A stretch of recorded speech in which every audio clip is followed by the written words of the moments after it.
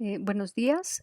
Hoy vamos a continuar con el tema de abordaje de las enfermedades respiratorias, ahora con el subtema de imagenología. Revisamos ya en la clase previa semiología respiratoria y exploración física. Ahora nos abocaremos a la imagenología y posteriormente veremos las pruebas de función respiratoria y los métodos de intervención. Comenzamos entonces comentando que es de suma importancia que el médico pues domine todo este tema de la imagenología a nivel de tórax. Específicamente, ¿por qué? Porque más del 90% de las patologías del tórax van a tener traducción radiológica. Entonces, pues es evidente que necesitamos dominar este tema. La interpretación adecuada sabemos que va a depender de varios factores, tanto de la técnica de realización de la radiografía, como de la persona que lo interpreta. Y bueno, esos factores asociados a a la persona que lo interpreta, pues bueno, sí dependen de nosotros. Donde se dispone de algún ultrasonido torácico debe usarse siempre como, como complemento a los otros estudios imagenológicos. Vamos a comenzar con la radiografía de tórax. Antes de abordar como tal el tema, tendremos que hablar de los criterios de calidad, ajá, las características técnicas que nos dicen que esa radiografía está bien tomada. Ahorita específicamente vamos a hablar de la proyección postero-anterior, que va a ser la empleada para evaluar alteraciones cardíacas o bien de los campos pulmonares. El paciente se tiene que colocar en bipedestación frente al chasis y de espaldas al tubo emisor de rayos X. La distancia entre estos tiene que ser de 1.8 metros. Los extremos internos de las clavículas tienen que estar equidistantes respecto a la línea media posterior. Y en esta proyección, la PA posterior anterior se realiza forzosamente en inspiración máxima, es decir, el paciente tiene que alcanzar su capacidad pulmonar total. Debemos visualizar por lo menos hasta el sexto arco costal anterior o a la novena a décima costilla posterior por encima de las cúpulas diafragmáticas. Aquí vemos el tubo emisor de rayos X, vemos que el paciente está colocado dándole la espalda a este tubo emisor y con esto logramos que la silueta cardíaca se encuentre más próxima al chasis, evitamos que se magnifique esa silueta y el paciente no coloca sus brazos, sus extremidades superiores en, en su costado. Ajá. Tiene que colocar los codos separados. ¿Para qué? Para favorecer que las escápulas salgan de nuestro campo, ajá, y pues no obstruyan todo lo que podemos ver en esas regiones. Las escápulas entonces deben proyectarse fuera de los campos pulmonares. En cuanto a la penetración, bueno, la columna cervical debe verse bien, la columna dorsal debe vislumbrarse por detrás del mediastino hasta la T4. Ajá. Nitidez, debe ser nítida, no debe haber ningún tipo de movimiento y esto lo evaluamos sobre todo a nivel de los diafragmas. Debe incluir los vértices pulmonares y los senos costodiafragmáticos completos, esto es muy importante. Dado que la radiografía es pues una imagen bidimensional y lo que se refleja en ella pues es una estructura tridimensional como lo es el tórax, entonces es evidente que va a haber superposición de estructuras en el trayecto de este haz de rayos X. Entonces, ¿cuál predominará? ¿Cuál veremos finalmente en la radiografía? Pues aquella que tenga mayor densidad y que esté más cerca de la placa de rayos X. Estas dos radiografías corresponden a la misma paciente, pero la de la derecha, la primera imagen, perdón, la de la izquierda, la primera imagen es la que está mejor tomada. Ahí falta un poco ver el ángulo costodiafragmático, pero salvo eso, la técnica es mejor respecto a la otra radiografía, principalmente porque en la primera sí se alcanzó esa inspiración máxima, inspiración forzada, y la otra más bien es una radiografía expirada. En cuanto a los criterios de calidad de la proyección lateral, idealmente, pues bueno, deberíamos de tener un perfil estricto. Ajá. Las líneas contiguas de los arcos costales posteriores deberían de guardar una distancia de entre 1 y 1.5 centímetros entre ellas. Es algo pues difícil que no haya prácticamente nada de distancia entre ellas, pero bueno, una distancia aceptable es de 1 a 1.5 centímetros. La lateral izquierda nos va a ayudar a evitar la magnificación de estructuras mediastinales, por lo que ya comentábamos. Deben visualizarse también los vértices pulmonares y los recesos costofrénicos anterior y posterior completos. Y la radiografía lateral siempre va a ser un complemento de la anteroposterior, nunca la vamos a pedir de forma aislada. ¿En qué situaciones nos ayuda la proyección lateral? Bueno, nos sirve para evaluar, por ejemplo, líquido en las cisuras, patología del lóbulo medio o de la língula en el hemitórax izquierdo, el segmento anterior de los lóbulos superiores, mediastino, anterior y posterior, allí se visualizan muy bien, relleno esofágico en algunos estudios con contraste, y también en la evaluación de hernias diafragmáticas, como las imágenes que se ven aquí a la derecha. La imagen superior corresponde a un lactante que tiene una hernia diafragmática anterior.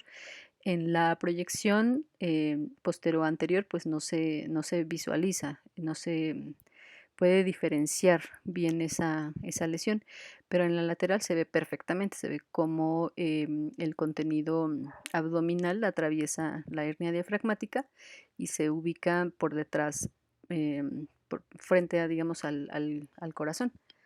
Y en la imagen inferior vemos una hernia también diafragmática,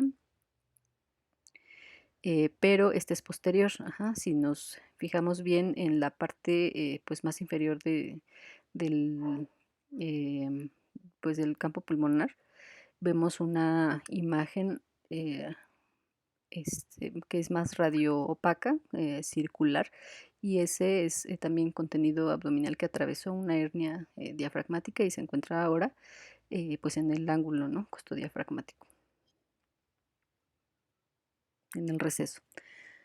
Muy bien, pues es importante que para saber diferenciar, pues primero lo normal y después lo anormal en las radiografías de tórax, pues necesitamos ver tantas radiografías como se pueda, ajá, como sea posible. Ante alguna duda, pues es importante consultar con el especialista para que esto evite estar pidiendo estudios que pueden ser innecesarios. Ujú.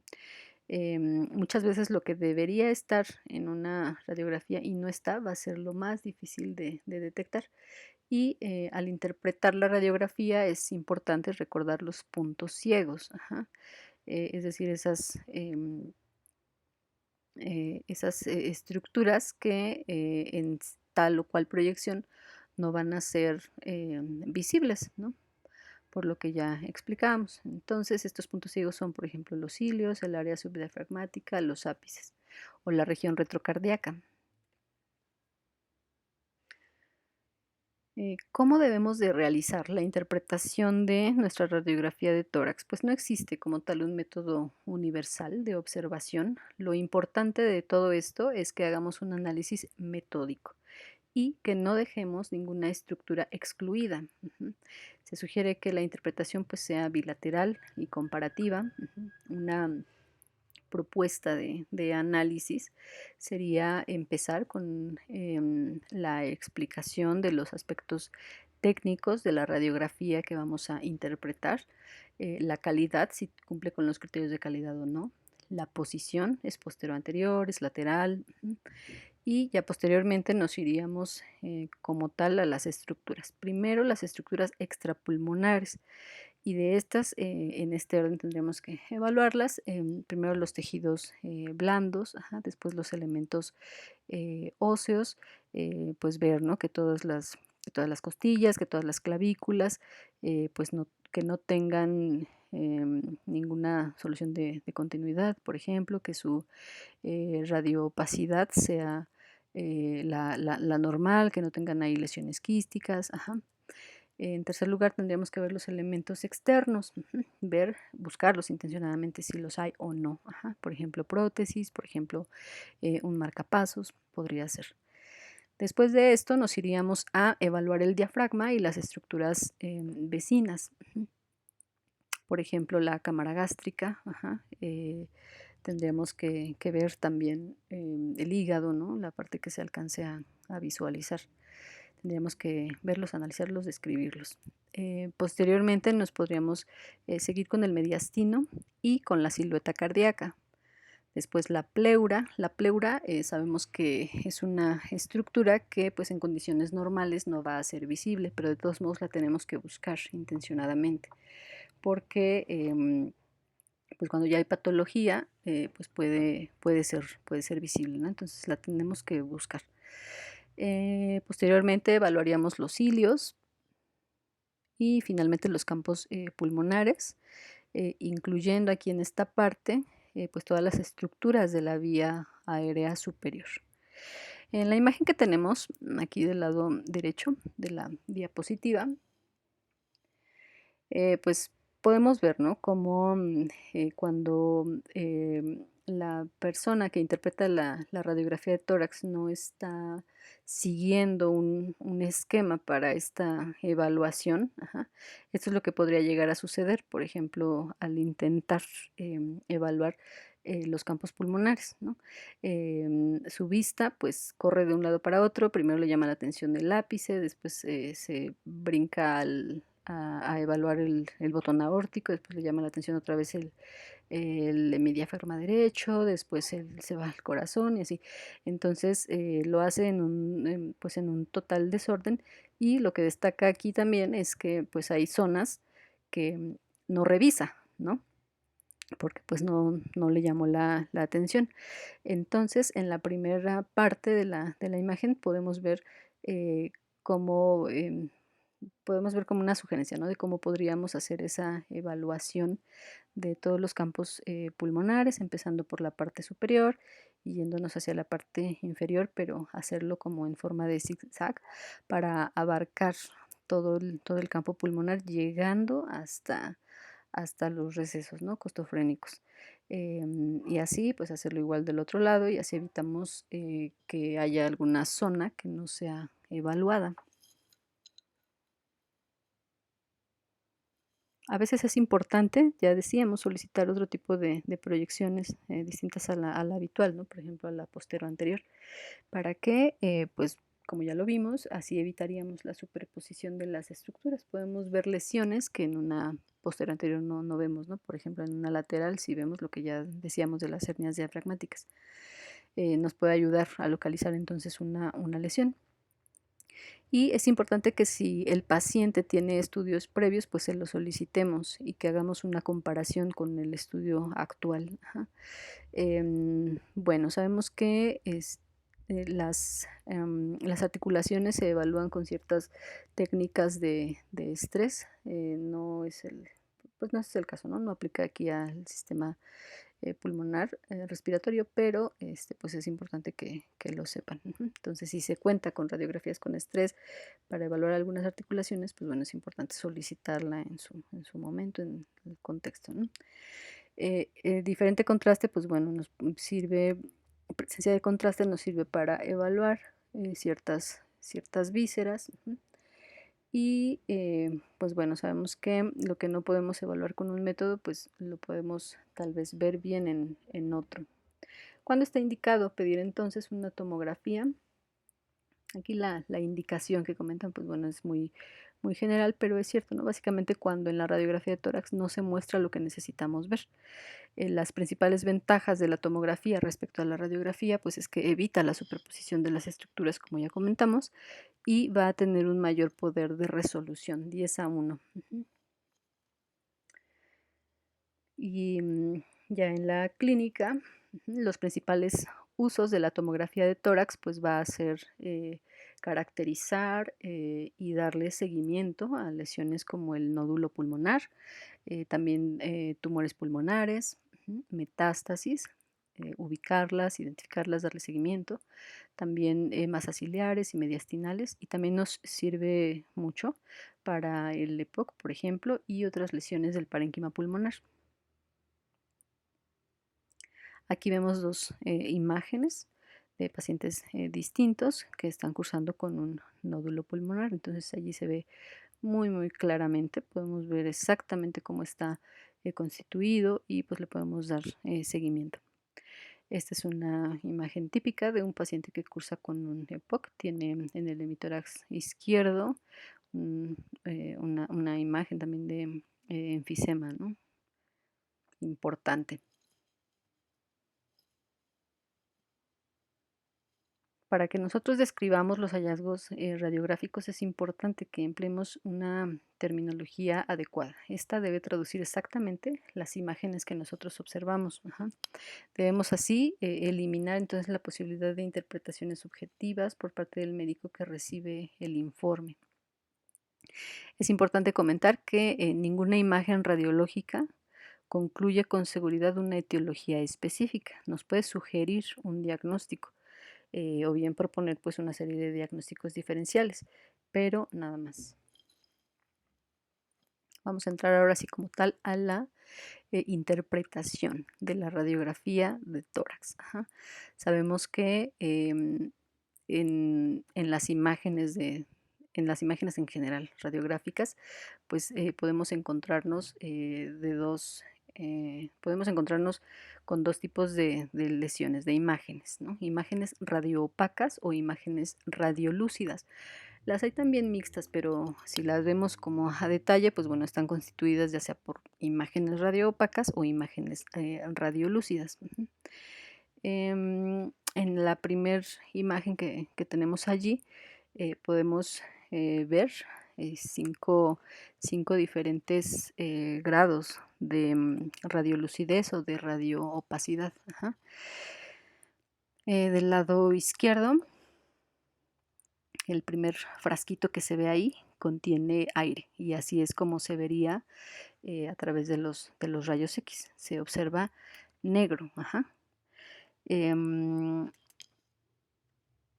Entonces esa imagen, pues ya no le vamos a decir que es una imagen negra o oscura, no.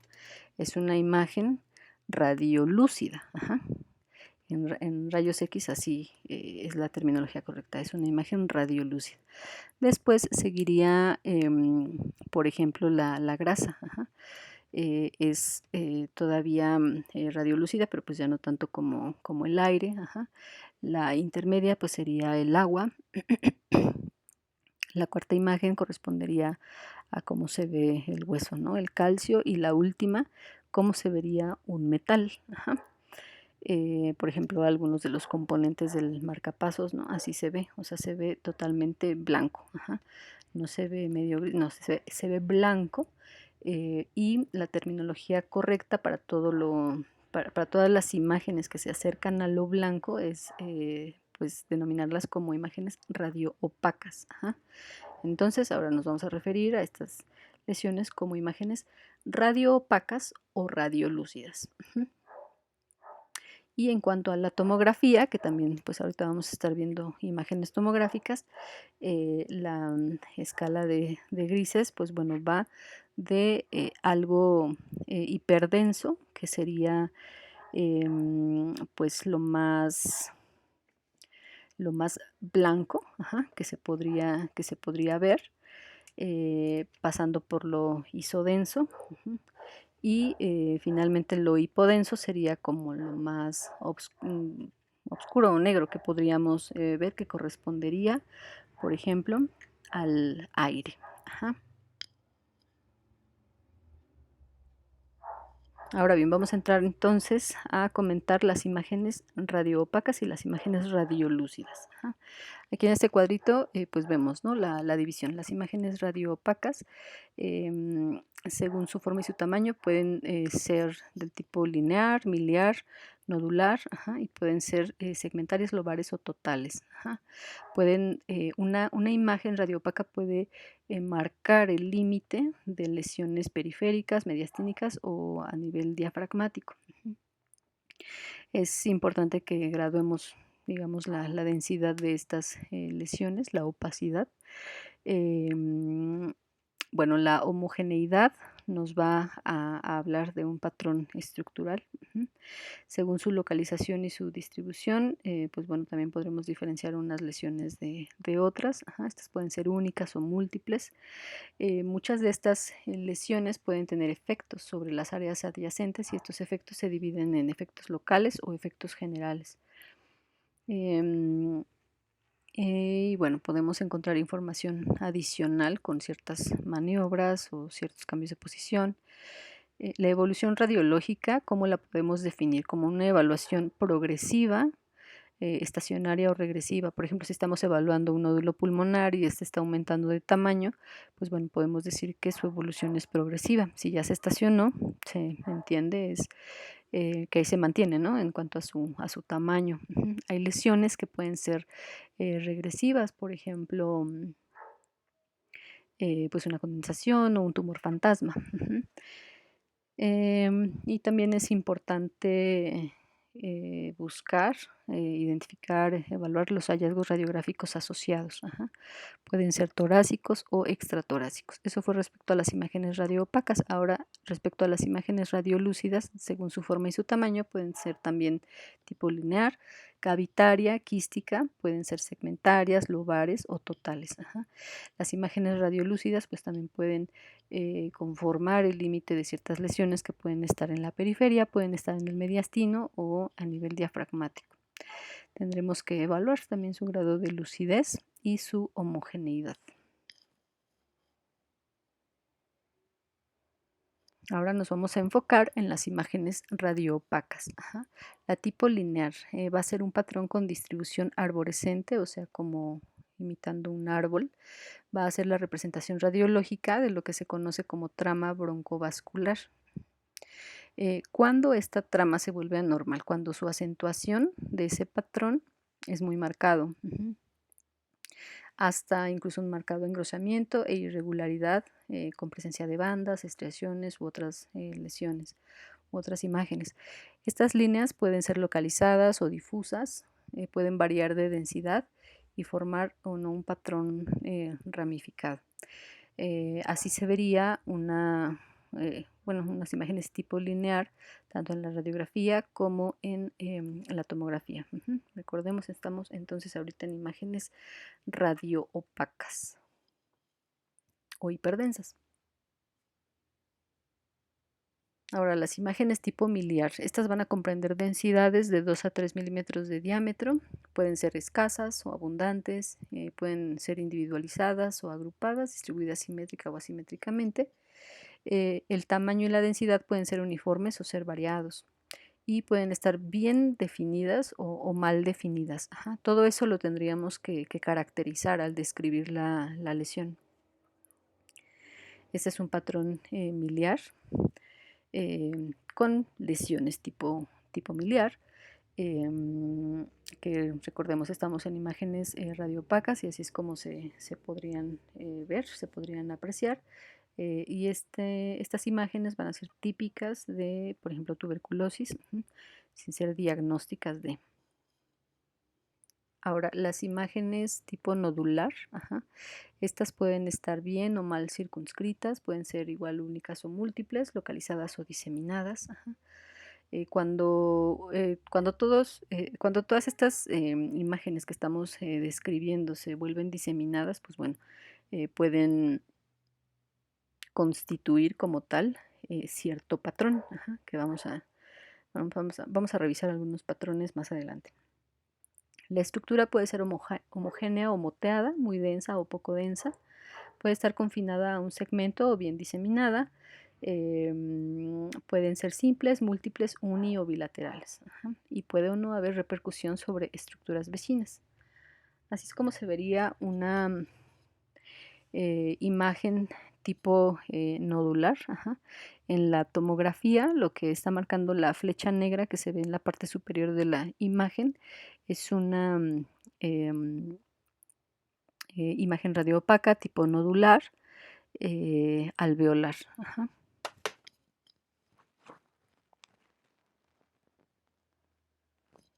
Y bueno, comentar nada más, como ya decíamos, las imágenes radioopacas pueden constituir los límites de ciertas lesiones y pueden estas lesiones estar relacionadas con la pared torácica, con el mediastino o bien con el diafragma. Bueno, así terminamos de revisar entonces las imágenes radioopacas. Ahora nos vamos a ir con las imágenes radiolúcidas.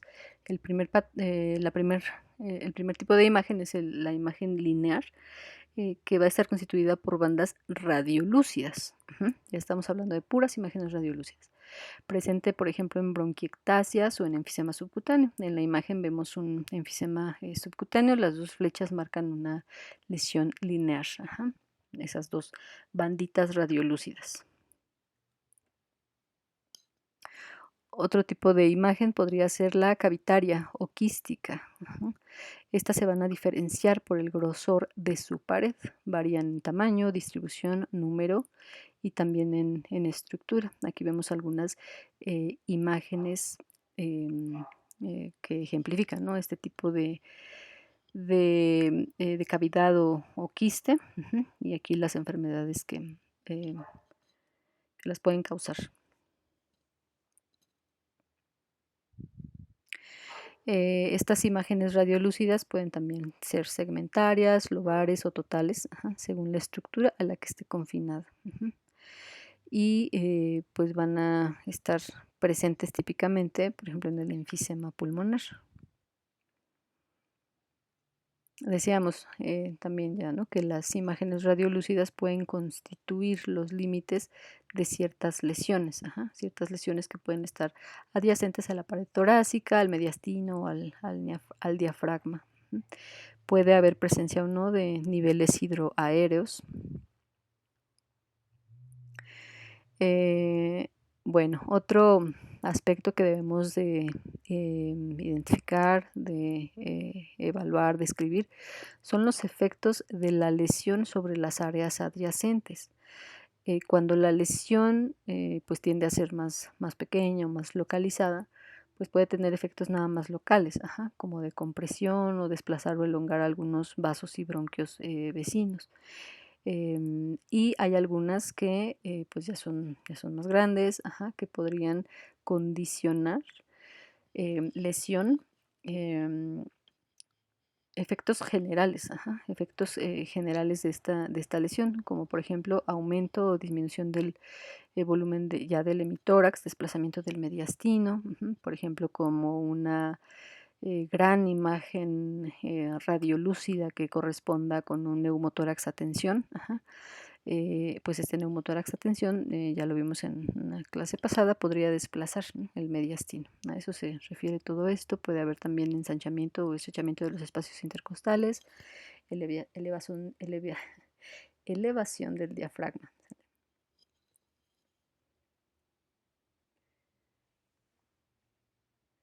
Bueno, en cuanto a las radioopacidades que limitan con ciertas estructuras, las radiopacidades que limitan con, por ejemplo, la pared torácica, pues pueden deberse a varias lesiones. Puede corresponder, por ejemplo, a un derrame pleural, a un tumor pleural, engrosamiento pleural, calcificación pleural, atelectasia, etcétera.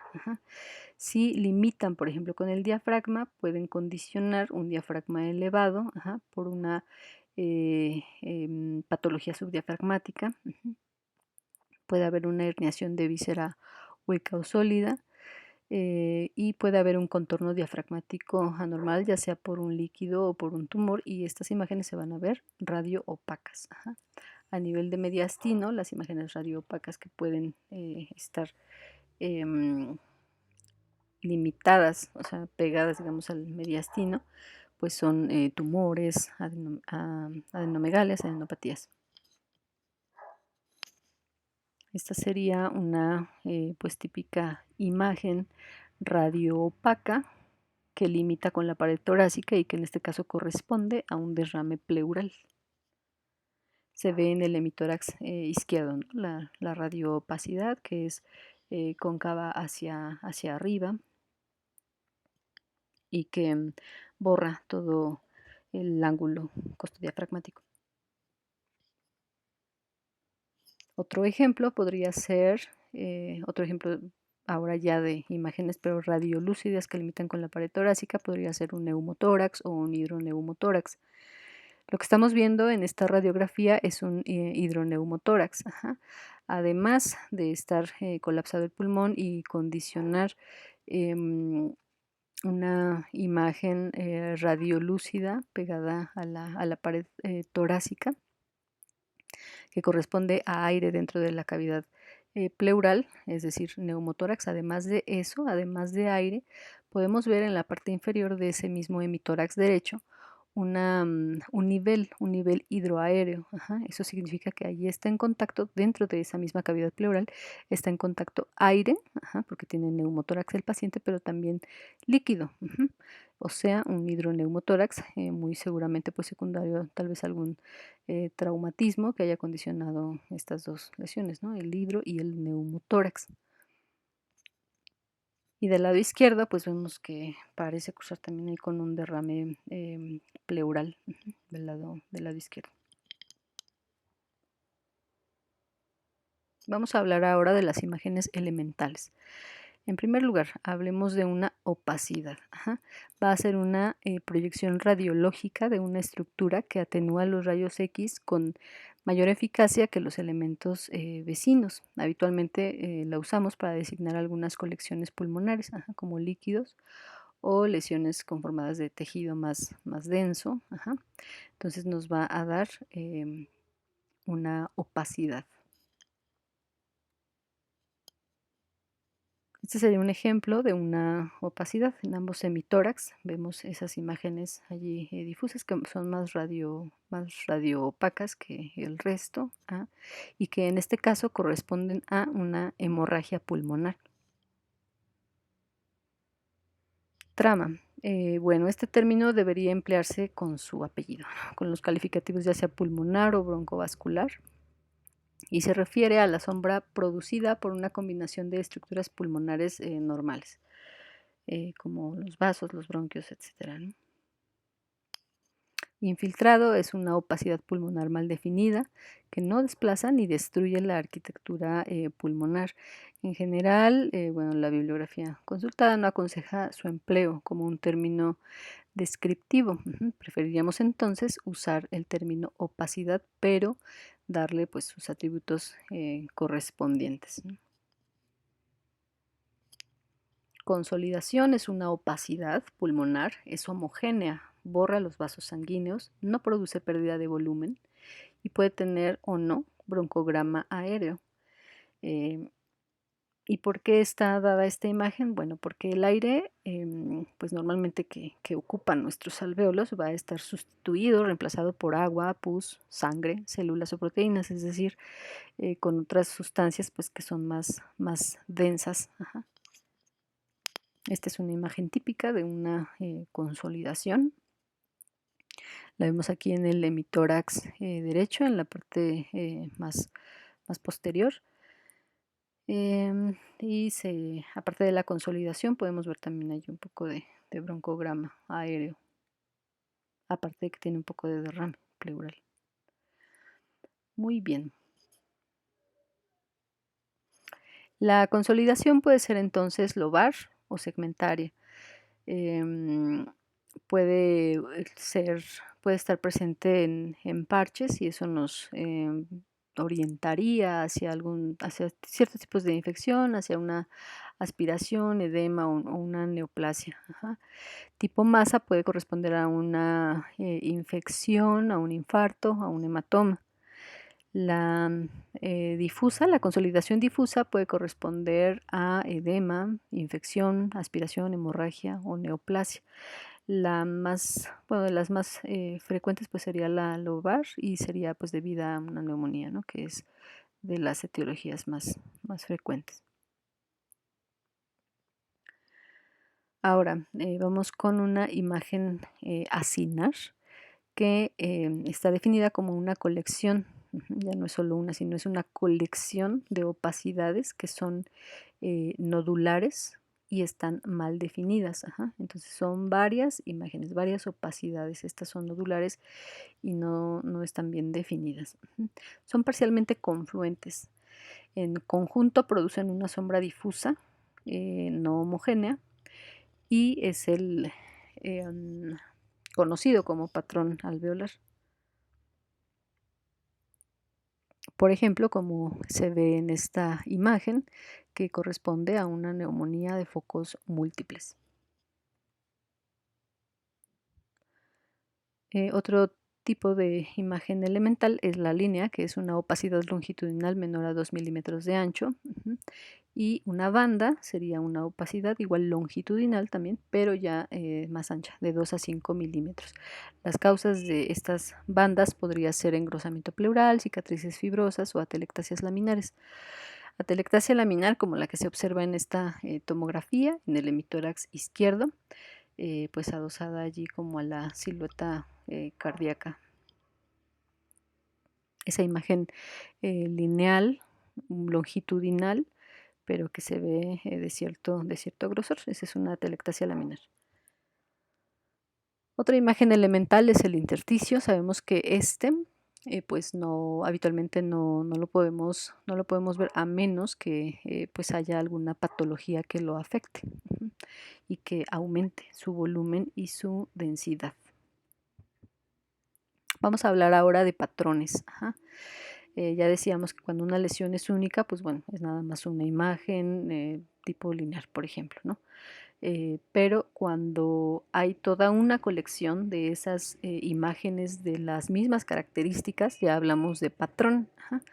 Este patrón con el que comenzaríamos es el patrón en vidrio esmerilado o vidrio despulido, que es una imagen opaca, es radioopaca o hiperdensa y es extendida, es finamente granular y nos deja ver los detalles anatómicos normales.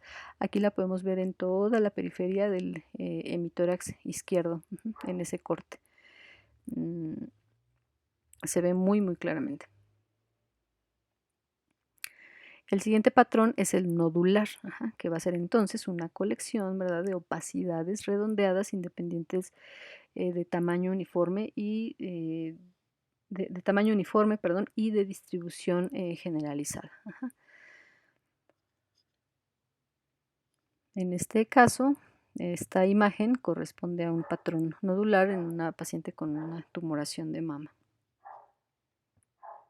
El patrón miliar, pues es una colección también de imágenes radioopacas o hiperdensas, en el caso de la tomografía, que son redondeadas de menos de 2 a 3 milímetros, de tamaño uniforme y una distribución generalizada. Los sinónimos que podríamos utilizar para definir este patrón miliar es micronodular o nodulillar. Este es el patrón, ¿no?, típico miliar. Hablábamos de que una de las principales causas en nuestro país que originan este patrón pues es la tuberculosis, su diseminación hematógena, pero no hace diagnóstico. Aquí veríamos un patrón lineal que va a ser una colección de opacidades longitudinales de espesor uniforme.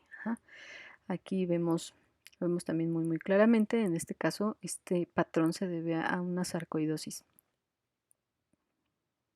El patrón reticular va a ser una colección de opacidades lineales, pero que la hace diferente. ¿Qué la hace diferente al patrón previo que comentamos? Pues bueno, su aspecto de red.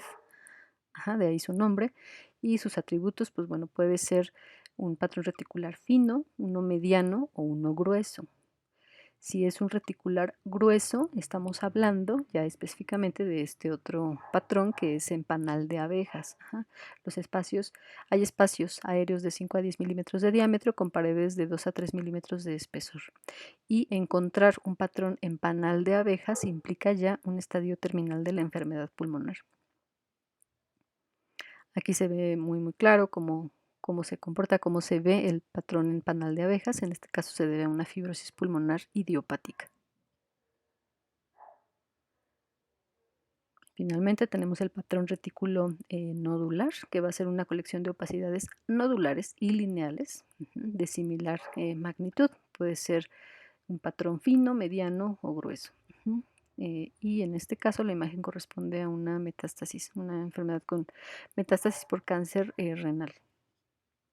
Esos fueron nuestros patrones. Ahora vamos a hablar, bueno, con esta, perdón, terminamos con los patrones. El último es el fibrocalcificado.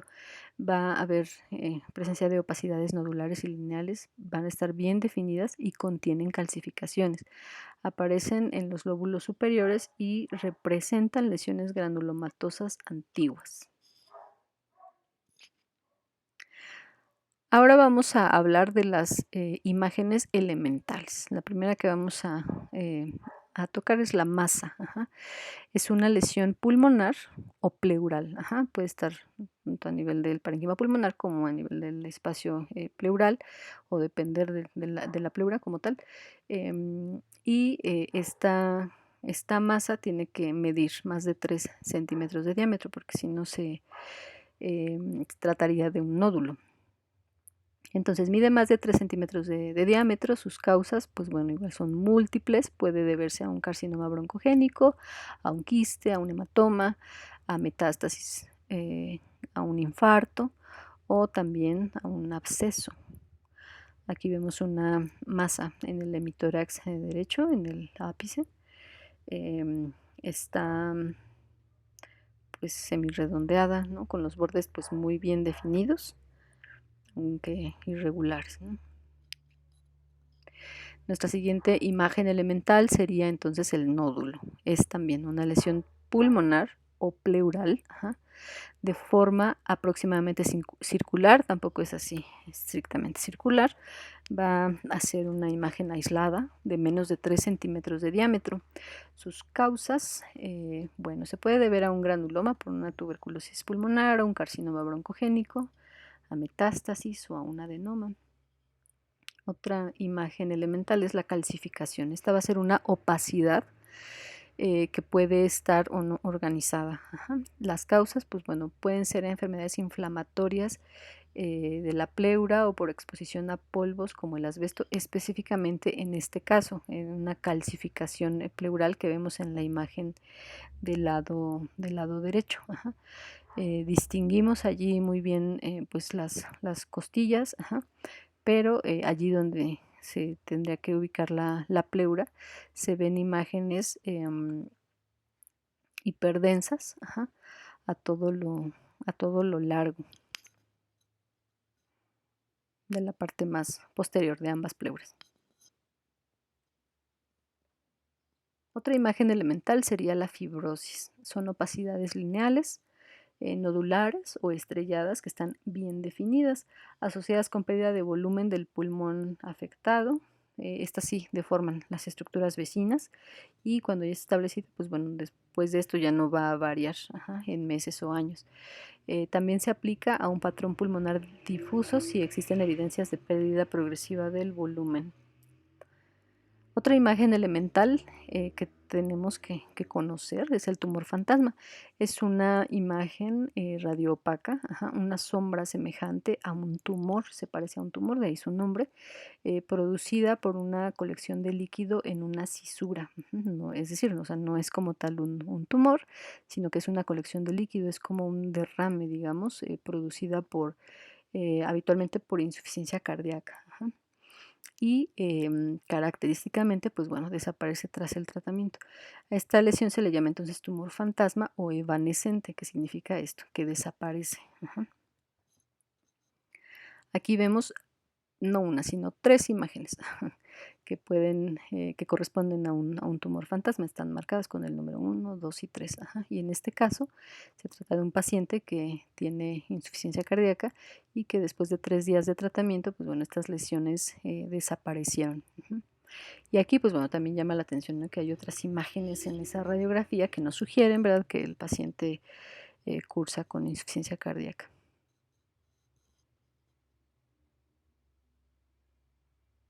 La siguiente imagen elemental es la ampolla o bula, que es una área radiolúcida, ya no es radiopaca como las previas que comentamos, sino es radiolúcida, está delimitada y es avascular. La pared es de menos de 1 milímetro de espesor. Y aquí mismo comentaremos la cavidad o caverna, que va a ser muy similar a la ampolla, pero su pared va a ser de más de 1 milímetro de espesor. Ajá. Y el contorno va a ser irregular. En esta imagen, en la parte derecha, podemos observar muy claramente una caverna. Su pared es muy gruesa y es irregular. Neumatocele es un espacio aéreo con una pared fina contenido dentro del parénquima pulmonar y en ocasiones puede presentar niveles. Se asocia a neumonías y generalmente, no siempre, generalmente es transitorio. La imagen pues redondeada que señala esa flecha roja, bueno, corresponde a un neumatocele en el ápice del hemitórax izquierdo. Bueno, ahora vamos a hablar de los términos descriptivos aceptables. Ajá. Circunscrito, que significa que posee un borde completo o casi completamente visible. Ajá. Coalescente es lo mismo que confluente. Ajá. Va a ser un conjunto de opacidades que se unen para formar una opacidad única. Ajá. Definido, pues bueno, es el carácter del borde de una sombra. Sus atributos, pues bueno, puede estar bien definido, mal definido, pobremente definido, claramente definido, etcétera. Difuso, que sería lo equivalente a diseminado o generalizado, ajá, significa que está extendido y que es continuo. Homogéneo, que bueno, su textura es uniforme. Interfase es el límite entre sombras yuxtapuestas de distinta densidad. Ajá. Su sinónimo sería borde o margen. Profusión, bueno, describe la cantidad de opacidades de cualquier tipo en una enfermedad difusa.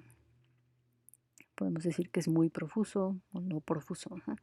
Separado sería lo contrario a coalescente. Ajá. Separado es que está pues ahí solito, circunscrito, aislado.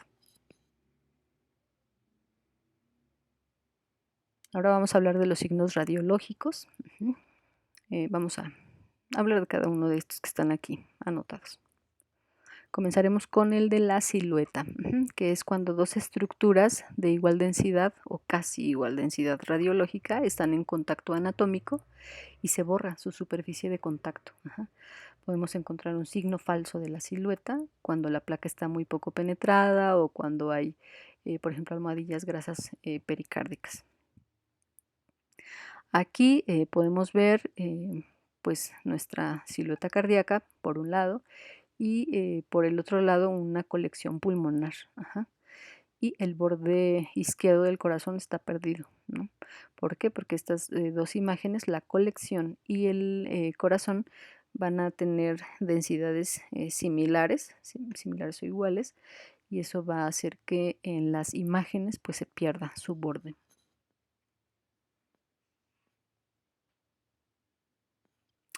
El signo radiológico del broncograma aéreo va a ser cuando nosotros podemos ver el aire que está dentro de los bronquios intrapulmonares. Ajá.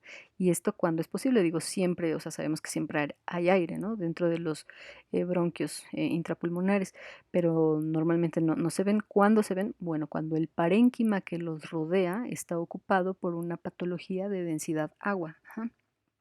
Como sucede, por ejemplo, en la neumonía. Entonces lo que realmente estamos viendo es que eh, esa, mm, esa sustancia de densidad agua está rodeando nuestro aire.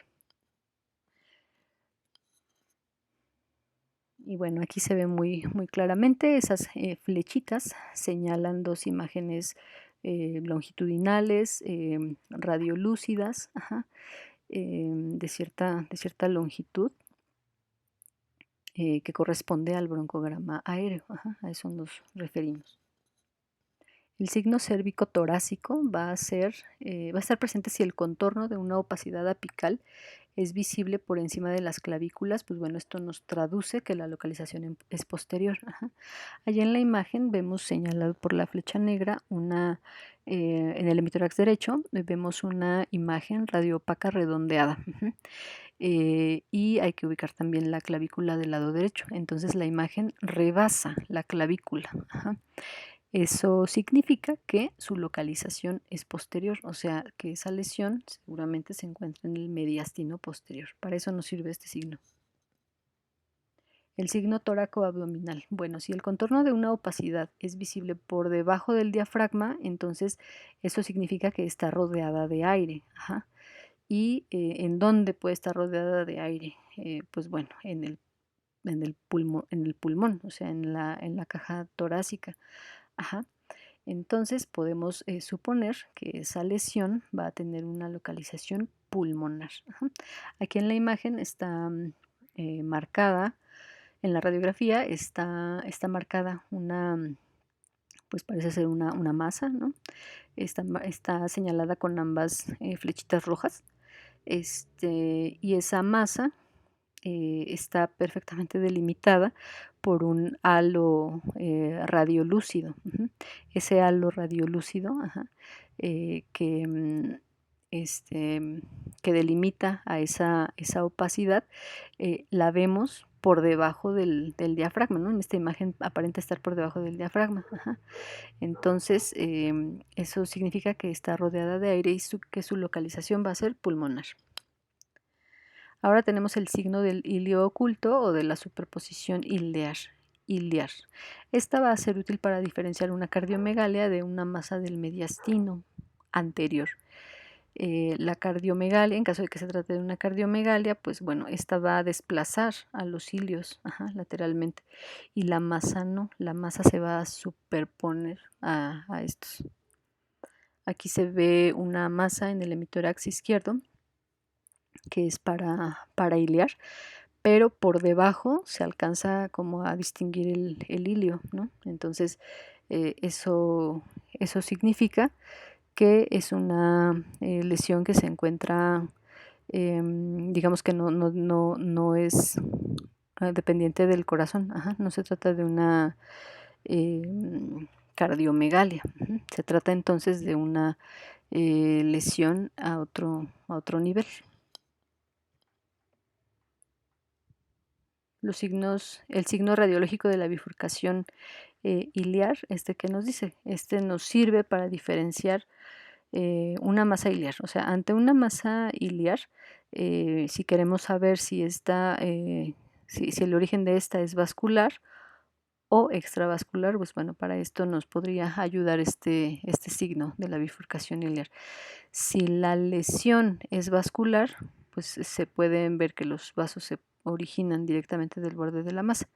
Y si es extravascular, los vasos parecen originarse por dentro del borde externo de la masa. Y así es como se vería. Ajá. En la imagen de la derecha se aprecia mejor.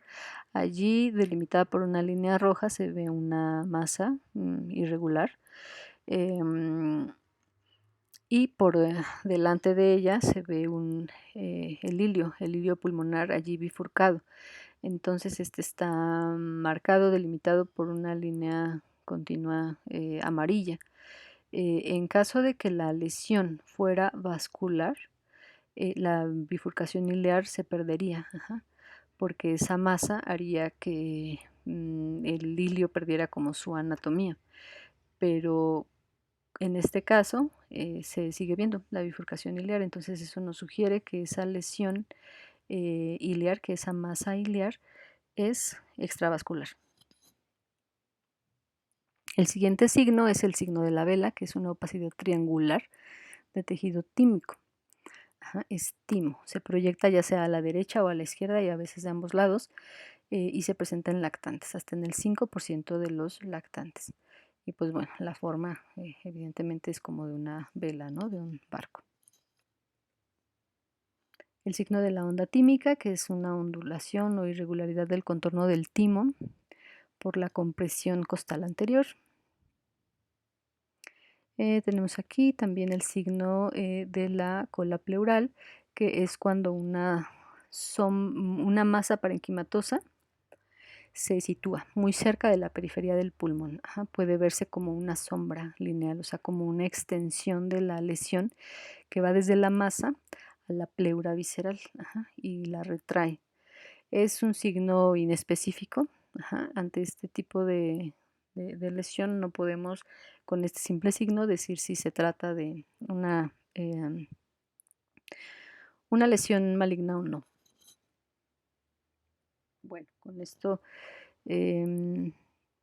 ahora vamos con los signos de lesión extrapleural. Em, bueno, sabemos que las lesiones extrapleurales normalmente tienen un contorno nítido, normalmente tienen los bordes afilados y una convexidad hacia el pulmón. Ujú. Pero lesiones pleurales pueden también dar estas características. Entonces, ¿cómo podríamos hacer para distinguir esta lesión extrapleural de la pleural? Pues bueno, habitualmente las lesiones pleurales no cursan con destrucción costal y las extrapleurales sí. Pues bueno, es importante, ¿no?, identificar si hay algunas otras alteraciones pleurales en el hemitórax. Eso nos puede ayudar a diferenciar, a orientar la etiología de estas lesiones. Ajá, por ejemplo, si hay engrosamiento o si hay derrame pleural. Ahora vamos a hablar del efecto Match. Es un fenómeno óptico, ajá, que se presenta cuando hay estructuras adyacentes de diferente contraste, siendo una esférica o cilíndrica. Y esto probablemente se deba a una distribución desigual de los conos y los bastones. Unos y otros, pues bueno, se dedican a la visión central y el otro a la periférica. Banda de Match negativa. Bueno, esto significa que alrededor de una estructura blanca, radioopaca, por ejemplo, como el borde cardíaco, alrededor del borde cardíaco vemos una línea negra, o sea, radiolúcida, contorneando a esta estructura. Eso sería una banda de Match negativa. Y la banda Match positiva es todo lo contrario, ¿no? Una línea radioopaca contornea a una estructura. Perdón, aquí me perdí. Es una... sí, la línea ahí se ve radioopaca contorneando una estructura radiolúcida. Por ejemplo, como el borde de la tráquea o una línea paraesternal. Allí, bueno, está mal, una disculpa. Estas imágenes que se ven, estas líneas, ya sea radioopaca o radiolúcida, son virtuales. Ajá. Es sabido que si nosotros tapamos una de las superficies con un papel, la línea desaparece. Ajá. Es entonces nada más un fenómeno óptico. Este sería una banda de Match negativa. En la primera imagen la vemos señalada allí con esa flechita blanca. Y señala pues la periferia, ¿no?, del corazón. Entonces, si lo vemos con atención, el corazón, que es una imagen aquí radioopaca, pues se ve delimitado por una línea radiolúcida. Se ve mucho mejor en la parte más superior de la silueta cardíaca. Y bueno, esta desaparece si tapáramos, por ejemplo, la silueta cardíaca. Ya no vemos esa línea radiolúcida.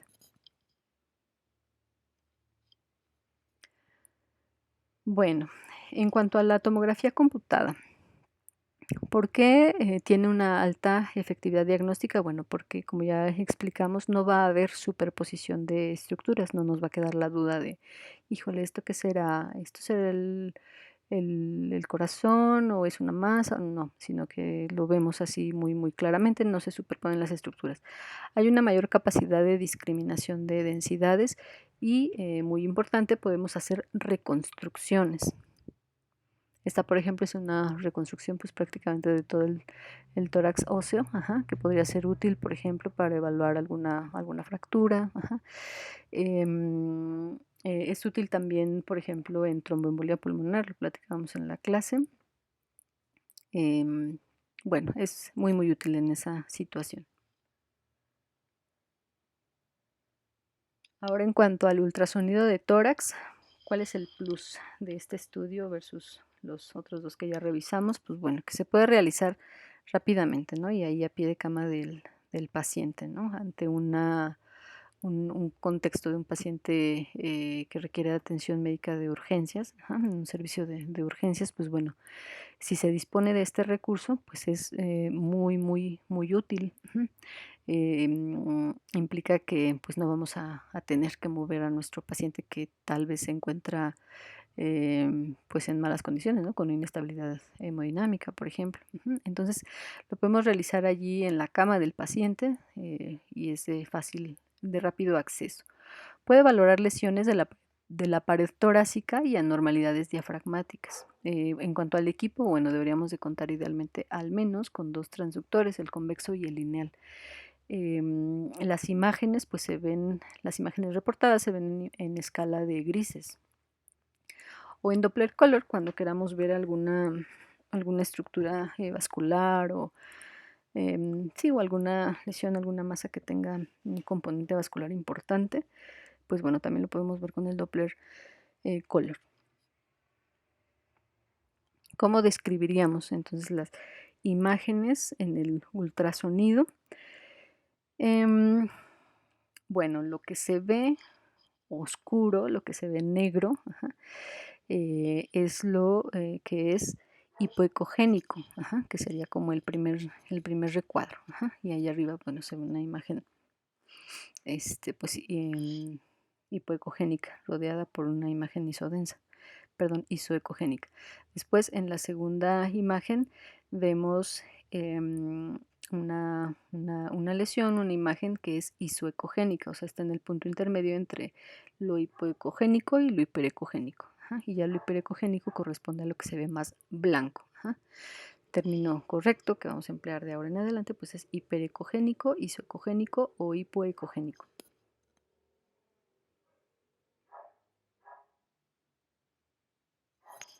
A nivel de sistema respiratorio, ¿cuáles van a ser los hallazgos normales? Bueno, pues va a ser sencillo relativamente distinguir las estructuras de la pared torácica. La pleura se ve como dos líneas finas ecogénicas, máximo de 3 milímetros, aunque pues a veces se ve como una sola línea. El parénquima pulmonar va a presentar el fenómeno de reverberancia, que es el que se ve en esta imagen y que se debe a la dificultad de la onda de sonido para atravesar nuestro parénquima pulmonar. Entonces aquí vemos en la imagen superior el signo del murciélago, que bueno, es un signo que se presenta cuando precisamente tenemos un transductor entre dos costillas, que lo ubicamos en el espacio intercostal y que en la parte media pues logramos visualizar parénquima pulmonar. Entonces las dos imágenes hiperecogénicas superiores corresponden a las costillas, una a cada lado. Lo que dice P corresponde a la pleura. Lo que está marcado con el asterisco corresponde a las sombras acústicas posteriores a las costillas y la imagen central, longitudinal, más hiperecogénica, bueno, eso corresponde al parénquima pulmonar y vemos que tiene unas líneas pues más hiperecogénicas que corresponde a pues esas líneas del fenómeno de reverberancia que comentábamos. Bueno, esta sería otra imagen de cómo se vería el parénquima pulmonar a la exploración mediante ultrasonido. Ahora bien, hay algunas lesiones, ¿no? A nivel pleural que van a ser pues muy características vistas por ultrasonido y pues el ultrasonido nos va a ser de gran utilidad para diferenciarlas. En la pleura pues podemos encontrar ciertos patrones de derrame pleural. El anecoico, el complejo septado y el ecogénico. El patrón anecoico sería el correspondiente a trasudado, no a exudado sino a trasudado, y se trata de una colección sin ecos en su interior, por eso es anecoica, o sea, no tiene ecos. Y está pues separando ambas pleuras. En la imagen lo vemos ahí marcado como esa figura triangular que se ve pues anecoica o hipoecogénica. Em, y, y se ve así nada más, ¿no? Es simple, digamos, no tiene nada más agregado. Y separa, allí se ve pues ambas pleuras. Después tendríamos el patrón complejo no septado. Ajá. La flecha verde marca igual esa zona triangular, ahí no se ve tan bien, pero bueno, imaginemos que es esa zona triangular hipoecogénica que corresponde al derrame, pero ese derrame pues ya no es simple, ¿verdad? Ya tiene allí lo que marca la flecha específicamente, ya tiene allí unas imágenes hiperecogénicas en la parte más inferior, ¿no? de esa imagen de derrame. Y esas imágenes normalmente se ven cuando el derrame pues se trata de un exudado. Ajá. Entonces lo que vemos pues son las sustancias que están corriendo ahí por el exudado, son sustancias que son ricas en proteínas, y los exudados, pues bueno, nos hablan de enfermedades de las membranas pleurales, a diferencia de los trasudados que nos hablan de enfermedades sistémicas. Entonces, esta lesión pues ya no es totalmente anecoica, ¿no? Ya tiene allí algunos secos, entonces se habla de una lesión heterogénea, ajá, porque tiene material ecogénico libre. Aquí, bueno, ya no nos queda duda, ¿verdad? ¿Dónde está ubicado nuestro derrame pleural? Aquí está presente un patrón complejo septado, ajá, que bueno, normalmente secundario a exudados. Ajá. Y lo que nos llama la atención de esta imagen es que nuestro derrame ya está pues marcado, digamos ahí con algunos ecos finos, flotantes, bandas de fibrina y septos. Ajá, el líquido ya no corre libremente por el espacio pleural, sino que ya hay septos, ¿no? Que obstruyen ese, ese derrame. Finalmente tendremos el patrón ecogénico, que es pues, característico de empiemas y de colecciones hemorrágicas, y dada su ecogenicidad, pues habría que diferenciarla de las lesiones sólidas parenquimatosas. Este sería un derrame pleural con patrón ecogénico, ¿no? Lo vemos ya muy distinto a las imágenes previas. El engrosamiento pleural, bueno, cuando es difuso puede deberse a una pleuritis, a un empiema, a procesos crónicos como fibrosis pleural o bien a neoplasias, ¿no? De diferente tipo.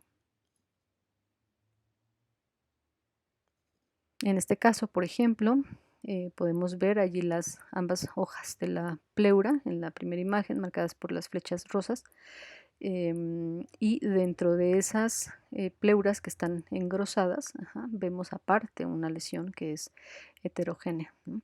Y que se ve también en la tomografía, ¿no? Que acompaña también esta imagen.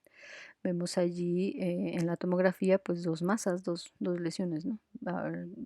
Y una de ellas es intrapleural, ajá, como lo podemos corroborar mediante el ultrasonido, y bueno, también se alcanza a ver allí la pleura engrosada en el tórax, perdón, en la tomografía.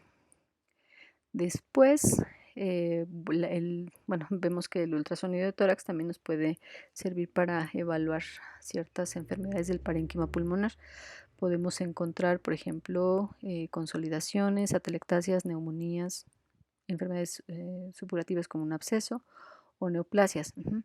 Todas esas se van a poder ver en el ultrasonido. Por ejemplo, aquí vemos una atelectasia en la primera imagen y en la segunda vemos broncograma aéreo. Allí, bueno, sí se ve si le ponemos como mucha atención. Hay una imagen lineal que marca la flecha.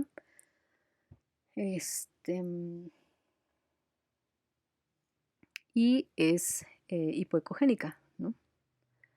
En esta otra imagen se ve muchísimo mejor, corresponde también a un broncograma aéreo, y se ve pues la línea, ¿no? La línea allí hipoecogénica rodeada por dos líneas que se ven allí como engrosadas, hiperecogénicas. Eso, bueno, corresponde entonces a broncograma aéreo. Aquí vemos una consolidación en la primera imagen y aparte vemos unas lesiones hipoecogénicas en la parte superior que corresponden a abscesos. Y del lado derecho vemos una masa, ajá, marcada por la línea roja, y la línea negra está indicando cómo esa masa genera compresión extrínseca del hemidiafragma de ese lado. Lo que está marcando es el hemidiafragma, que normalmente pues tendría que estar cóncavo hacia el otro lado, ¿no? Hacia el pulmón, pero no, allí se ve que está cóncavo hacia pues la cavidad abdominal. Entonces es por la compresión que origina esa masa. Y aquí podemos ver mediante ultrasonido un conglomerado ganglionar. Se ve allí en la primera imagen. A esta imagen se le aplicó Doppler color y pues como esa lesión estaba vascularizada, pues se ve muy bien. Y en la parte de abajo, en esa misma primera imagen, vemos el callado de la aorta, que se realza, pues bueno, porque como les digo, se le aplicó Doppler color a este ultrasonido. En patología mediastinal, el ultrasonido de tórax nos puede pues ayudar, ¿no? a ver si eso se trata de un líquido o de un sólido. Nos puede ayudar a diferenciar pues cierto tipo de lesiones, como un tumor, una adenopatía, o también, bueno, las primeras tumor-adenopatía pues son lesiones hiperecogénicas, o también nos puede ayudar a diferenciar, ¿no? Lesiones quísticas, como por ejemplo los quistes de duplicación. Y en cuanto a los procedimientos intervencionistas, el ultrasonido es de muchísima utilidad, es muy útil cuando, pues por las características propias del paciente, por ejemplo, un paciente con mucha obesidad, por ejemplo, pues dificulta, ¿no? Dificulta técnicamente la realización de ciertos procedimientos, o bien por cierto tipo de lesiones, por ejemplo, que estemos ante un lóculo pleural y queramos drenarlo, pues es por clínica es evidentemente pues muy complicado atinarle, ¿no? Al lóculo.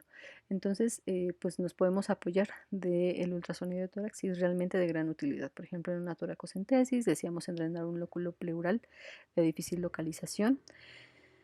Allí pues veríamos así muy claramente, o sea, si nos guiamos por el ultrasonido, vemos muy claramente cómo va entrando nuestra aguja, vemos que no